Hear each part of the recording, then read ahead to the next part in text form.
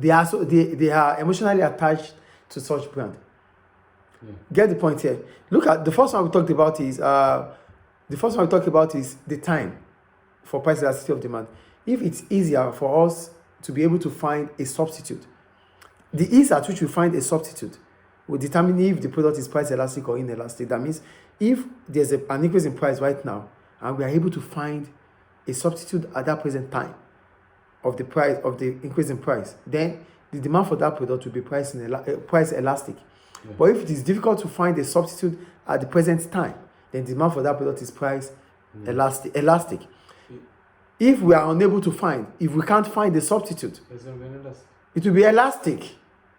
If we cannot find substitutes, at the meantime, it will be elastic. If you cannot, it will be inelastic. Sorry, but if we can find substitute at that time, it will be price elastic. That's what we're saying. That is for time.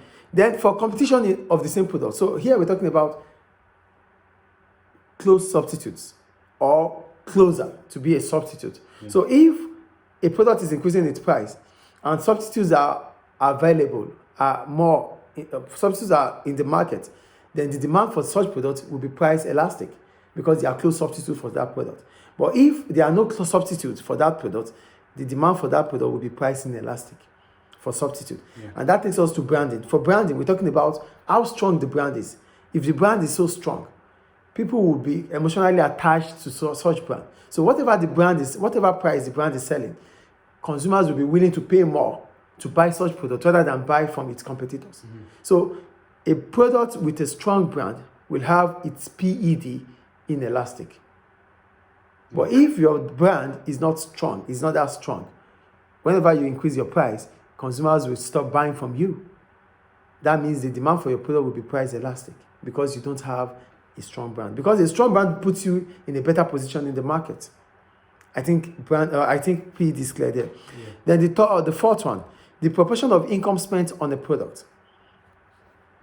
If the amount of money you have to spend on a product is just so little, then the demand for such products will be inelastic because you are spending a small proportion of your income buying that product. But if the amount of money you have to spend on that product is going to take large chunk of your income, the demand for such product will be price elastic. Do you get it? So that is the proportion of income spent. So the amount of money you have and the amount of money you are spending on a product will determine if the product is price elastic or inelastic. I think that is clear. So these are the factors that determine if the product is price elastic or inelastic. And there's another one, the product types versus the product of an individual business. So yes, most products are made and sold by a number of different businesses. Petrol, for example. So basically, let me just explain this. The type of products and the type of individual products made from such. If it is an individual product, like your own product is made. So the demand for your product, if you increase the price of your product, because your product is just like any other product. It does not have any corporate name or whatsoever it is. So if you increase the price, the demand for it might not increase. Do you get it? But if the type of product you sell is a product that is corporate, so if you increase the price, it can still be priced inelastic. You don't get it? Okay, let me use this. They said, petrol, for example, is processed and sold by companies such as Shell, Esso, and Total. The major supermarkets also sell petrol, which they have bought from independent producers. Demand for petrol is priced inelastic in the short term. But demand for Shell petrol or Esso petrol is priced elastic. This is because petrol has no real substitute in the short term. But Esso petrol is a very good substitute for Shell petrol in general. A product category like petrol, carpet, or aircot has a much lower price elasticity of demand than product within that category made by individual businesses. So what they are saying is this. Shell is a name of a company that sells petrol. Total is the name of a company that sells petrol, that deal in petrol. And there are other independent marketers that sell petrol. So Shell Petroleum is not different from Total Petrol. So if Shell increases its price, it is price elastic because they could buy from Esso, they could buy ExxonMobil, they could buy from Total. That is the point. But when it comes to independent marketers, because they are selling specific goods, they are selling specific brand of products, which Shell might not be selling. Yeah. So they've created a niche within that market. As a result, the demand for their own products might be priced inelastic. Oh, yeah. Do you get I it? get it. So they are different. So because what they sell is not what others do sell, they have created a niche for themselves. That's why they are independent. They call them independent marketers.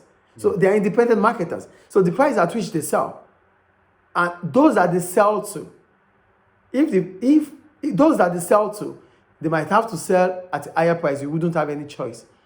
Shell will not sell to those people. Do you get it? Yeah. Shell might sell to independent marketers. Shell will not sell directly to consumers. Yeah. Do you get it? So because Shell will not sell directly to consumers, Shell will sell to some countries. Do you get it? Yes. Those that Shell sell to are the same customers Mobil will sell to, are the same customers Total will sell to. As a result, if Shell increases its price, those consumers in the short run might buy from Yes. others. Do you understand? Yeah. So that is the point they are making there. So however strong the branding and however little the competition that an individual product faces, it is still likely that a business will sell at a price where demand is price elastic. To understand why, consider a product which has price inelastic demand, as explained above. So if a product has a PED that is inelastic, definitely it could sell at a higher price. No matter what price it sells, consumers will buy.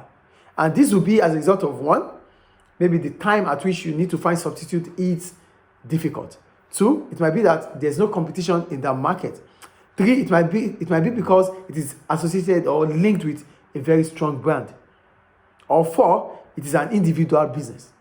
So these are the reasons why the demand for a product might have an inelastic PED or elastic PED. Is it clear? Yes.